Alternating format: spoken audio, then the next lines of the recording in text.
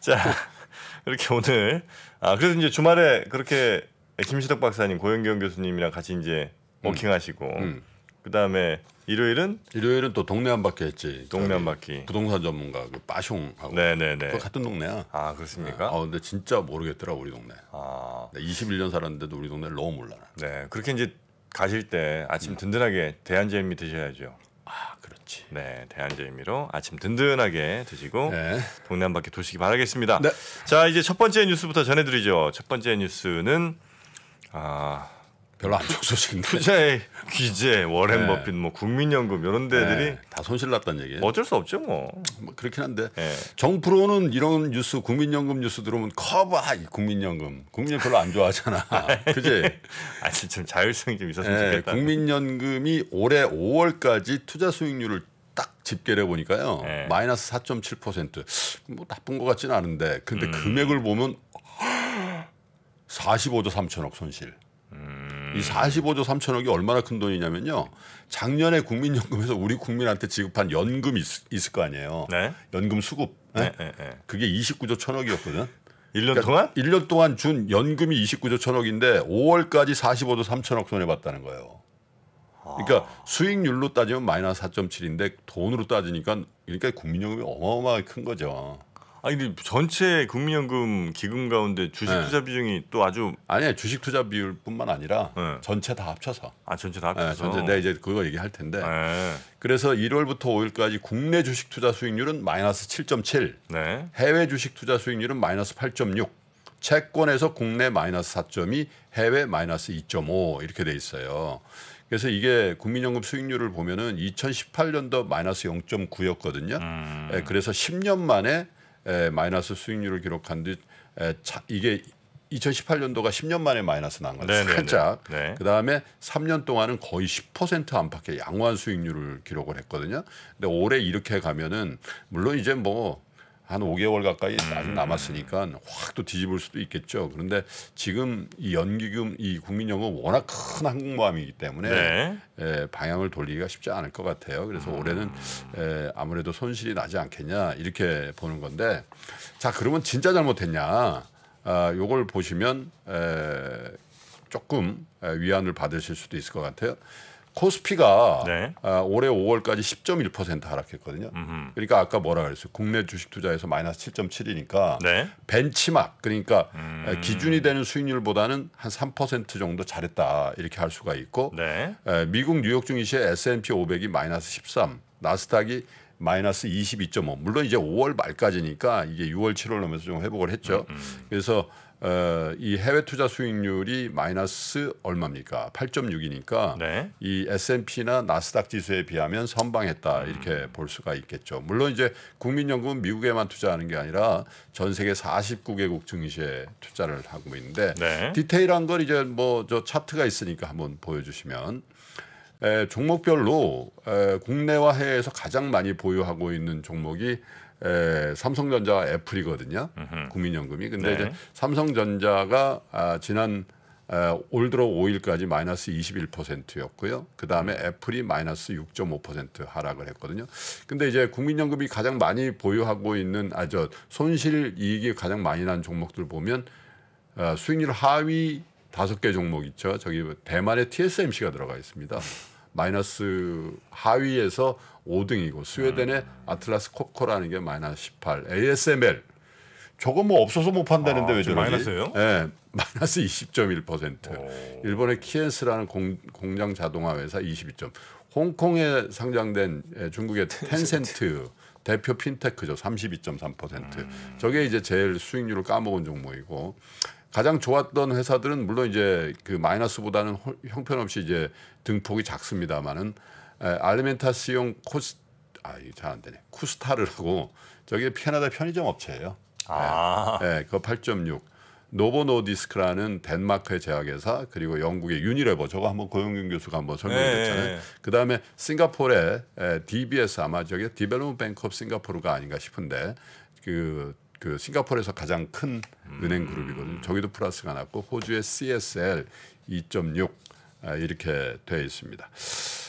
전반적으로 보면 뭐 이 그 펀드 매니저를 평가하는 게 제가 한번 말씀드린 바가 있는데 세 가지를 기준으로 해요. 네. 하나는 지금처럼 벤치마크를 이겼냐 졌냐. 예를 들면 내가 주식 펀드 매니저다 그러면 코스피를 투자하는 주식 펀드 매니저면 기본적으로 가장 먼저 평가하는 게 벤치마크인 코스피보다 잘했냐 못했냐. 저걸로 치면 이제 국민연금은 벤치마크보다는 잘한 거죠. 다음에 뭐냐.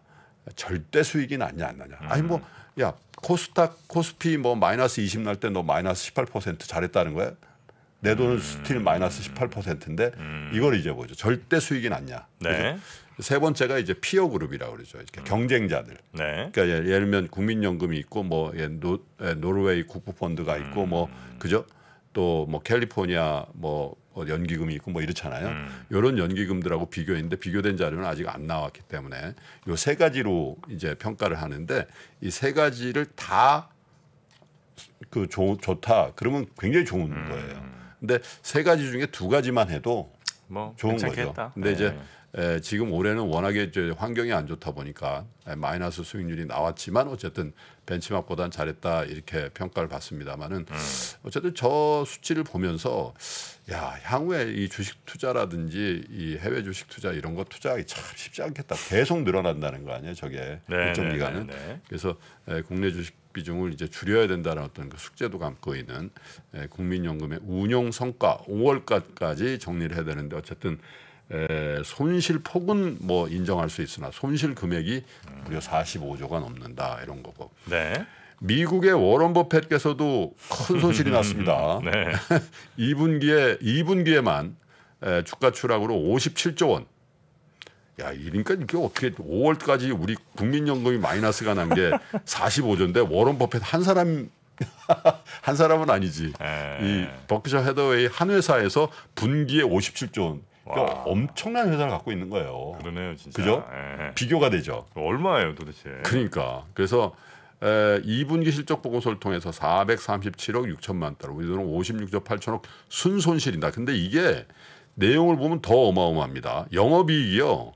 작년 동기대. 왜냐하면 버크셔 해더웨이 보험회사도 있고 뭐 전기회사도 있고 철도회사도 있고 사업 포트폴리오가 있잖아요. 네. 여기에 영업이익은 무려 전년 동기 대비해서 39%가 증가한 92억 8천만 달러. 우리 돈으로 12조 540억을 벌었어. 사업은 잘했고. 네. 근데 주식에서 얼마 69조를 평가손을 낸 거예요. 주식 파생 투자에서. 이거 그냥 퉁 쳐가지고 57조라는 거예요. 네? 그러니까 영업이익 12조 없었으면 69조, 70조 가까이 손해보는 거예요. 어마어마하죠. 네. 분기에. 대단합니다. 대단하죠. 네, 그래서 이제 아까도 말씀드렸는데 2분기에 미국의 스탠다드 푸어스 500 지수가 16%를 하락을 했는데 이 버크셔 해더웨이의 3대 종목 애플, 아메리칸 익스프레스, 뱅크 오브 아메리카 요놈들은 합쳐서 21% 빠졌다. 그러니까 더 잘못했다는 얘기죠. 네, 그래서 그런데 이제 이 버크셔 해더웨이 워런 버핏이 이렇게 장이 빠질 땐 사야 된다라고 얘기를 했잖아요. 근데 2분기에 약 5조 원 샀어요. 근데 현금은 얼마 있냐? 136조. 많이 안 샀다는 얘기입니다. 말만 그랬지 많이 안 샀다는 얘기예요. 네. 바이 더 딥 저가 매수 격언을 따르면서도 많은 주식을 사진 않았다. 네, 이렇게 이제 평가가 되는 거죠. 물론 이제 워런 버핏은 이렇게 버크셔 해더웨이 성명에서 특정 분기의 투자 손익은 회사의 성과를 평가하는 데는 대체로 무의미하고 영업이익이 증가했다라는 걸 강조했는데 어쨌든 체면은 좀 북인 상황이다. 그래서 우리가 그랬잖아요. 야 워런 버핏이 어떻게 이럴 때 또 그 옥시덴탈을 사고 말이지. 또 일본의 또 뭐죠 상사를 사고 그래서 그런 단편 뉴스들을 보면은 야 시장을 엄청 비트했겠지 이렇게 생각했지만 사실 주력 종목 그죠? 아까 그 세 가지 종목이 마이너스 20을 치면서 그닥 좋은 성적을 거두지 못했다. 이게 평가손이라는 거죠? 평가손이죠. 안 팔았으니까. 네. 또 다음 분기에 확 올라올 수도 있겠죠. 그래서 버크셔 해더웨이라는 정말 어마어마한 앞으로 이런 회사가 또 나올는지 모르겠어요. 근데 이 회사도 분기에는 이렇게 손실이 날 수 있다. 그래서 여러분들 손실 난 거에 대해서 국민연금도 또 워런 버핏도 너무 최종 승자가 없는 겁니다. 최후의 골프 용어 중에 그러죠. 장갑 벗어봐야 한다고. 마지막 웃는 자가 승자죠. 네. 자, 워런 버핏 징징쇼 자리를 하나 마련해 둘 테니까요. 한번 나오시기 바라겠습니다. 네. 자, 그러면 두 번째 뉴스 전해드리죠. 인플레이션 감축법 미국의 상원에서 드디어 통과가 됐군요. 예. IRA라는 법이죠. 그래서 이게 인플레이션 감축 법안이라는데 이름을 이렇게 지었는지 모르겠어요. 원래는 BBB 법안, 빌드백 베러 이거를 추진하다가 이 규모가 줄어들면서 이 인플레이션 감축 법안이라고 이게 전혀 이 법안과 이 인플레이션 감축과는 상호 연관성을 잘 찾기는 좀 힘들 것 같기도 한데 어쨌든 7일 현지 시간으로 7일 마라톤 논의를 통해서 상원을 통과했습니다. 51대 50. 이 50일의 1은 해리스 부통령이 50대 50이란 말이에요. 이렇게 되면 상원의 의장이 부통령이란 말이에요. 당연히 뭐 여당이니까. 그래서 51대 50 정말 간발의 차로. 근데 이제 미국의 상원은 대부분 51대 50으로 끝나겠죠. 50대 50이니까. 이래서 척슈머 민주당 상원 원내대표가 뭐라고 했냐. 길고 험난하고 구불구불한 길이었지만 마침내 도착했다. 이렇게 얘기를 하면서 인플레이션 감축 법안이 21세기를 정의하는 업적 중에 하나가 될 것이다. 이렇게 얘기를 했는데 이게 법안이 무려 755페이지나 달하는데 이게 총 우리 돈으로 558조 규모의 정부 지출안이거든요. 4,300억 달러니까 그죠? 우리 정부의 예산이 뭐 500조에서 600조 되니까 그런 것 치면 굉장한 법안이긴 한데 물론 이제 BBB 법안보다는 상당히 축소가 됐습니다만 근데 여기서 주목할 거는요. 이 4,300억 달러의 정부 지출안 중에 기후변화 대응에 무려 3,693억 달러를 쓰게 돼 있습니다. 엄청나죠? 거기다가 이제 전국민 건강보험에 640억 달러 이렇게 되고 또 이 법안에 대기업에 최소 15% 법인세를 부과하고 국세청에 세무조사를 강화하는 내용까지 들어가 있거든요. 그러니까 공화당이 반대했던 거는 야 이렇게 불경기가 온다는데 뭐 법인세를 올려 뭐 이런 것 때문에 이제 반대를 했던 건데 제가 주목하는 거는 이 인플레이션 감축 법안 중에 아까 말씀드린 무려 3,693억 달러의 기후 대응에 대한 정부 지출이 확정됐다라는 얘기입니다. 물론 이제 하원 통과인데 하원은 뭐 여소야대가 아니라 이제 여대 야소기 때문에 그래서 이거에 대한 이 법안에 대한 유진투자증권 한병화 위원의 그 논평을 제가 하나 읽어드릴게요. 그린 산업의 빅뱅의 시작이다. 이번 부양안은 한마디로 그린 산업 역사에 길이 남을 히스토리컬 모멘트입니다. 오바마 때 처음 왜 논거가 이거예요. 오바마 때 처음 등장했던 그린 뉴딜의 규모 그때도 이제 이런 법안을 통과시켰는데 그린 뉴딜의 예산안 규모가 900억 달러 수준이었다는 거죠. 그는 아까 얼마라 그랬죠 이게? 3,690. 그러면 4배 4936. 그죠? 4배 정도 됐죠. 그런데 그 당시 대비 풍력 태양광 설치 단가가 지금 반토막 이상 급락한 상황이에요. 기술의 발전과 뭐 이런 것 때문에 양은 한 8배 이렇게 는다는 거죠. 그렇죠. 따라서 바이든의 그린 부양안은 오바마 때보다 10배 가까이 효과가 있습니다. 이렇게 썼어요. 그래서 뭐 당연히 풍력 태양광, 전기차, 수소 산업 모두 강력한 성장 랠리의 기반이 될 수 있습니다. 이렇게 이제 주말에 코멘트를 한 걸 봤는데 어쨌든 오늘 시장을 주목해서 보셔야 될 겁니다. 이게 어쨌든 미국 시장에 일부 반영을 했습니다마는 한국 시장에는 물론 최근 들어서 이런 주식들이 좀 떴어요. 그래서 이제 법안이 통과됐기 때문에 확 지금 당장 막 올라간다는 거라기보다는 지금까지 되니 안 되니 뭐 얘기가 많았거든요. 여기도 이제 시네마 상원 의원이 이 동의를 안 해줘가지고 여당에 그래서 이분이 이제 또 딜을 통해서 이쪽으로 넘어와서 이제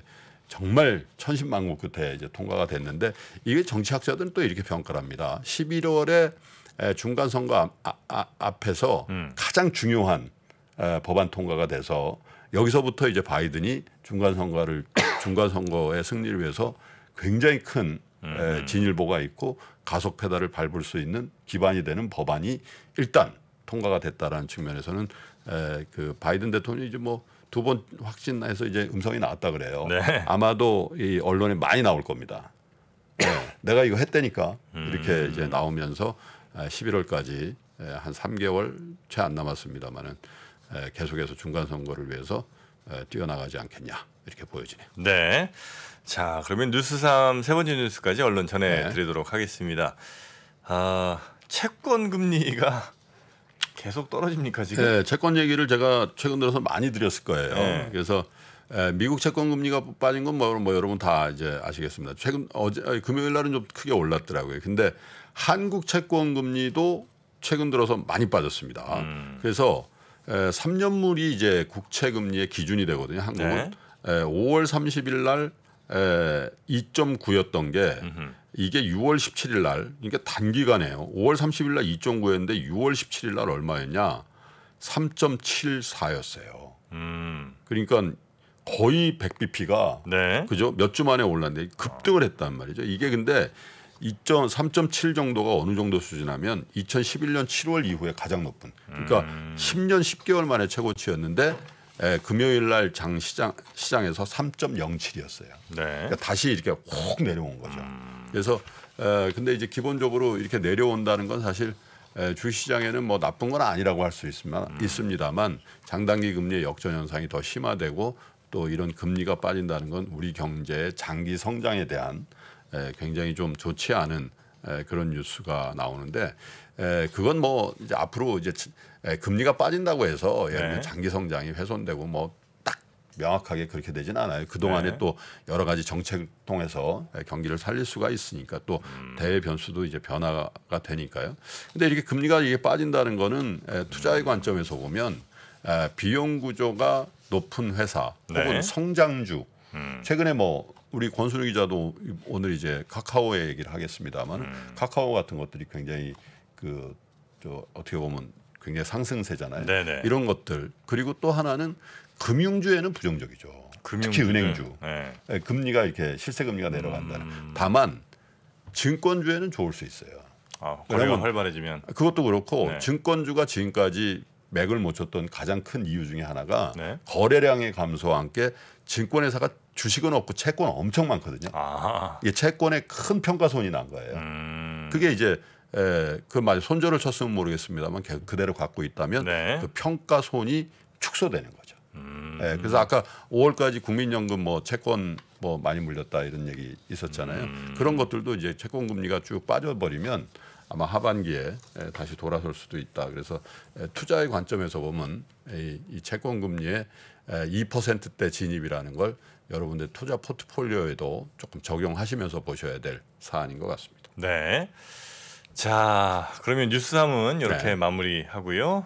잠시 저희 좀 정돈할 건 정돈하고 박병창 부장님 모시도록 하겠습니다. 전자신문과 3프로TV가 투자에 대한 고민을 함께 나누는 자리를 마련했습니다. 향후 주식시장이 어떻게 될지 하락장에서 매매하는 방법과 그리고 부동산에 대해서도 함께 이야기해 보겠습니다. 자세한 사항은 3프로TV 영상 하단 유튜브 커뮤니티를 확인해 주세요.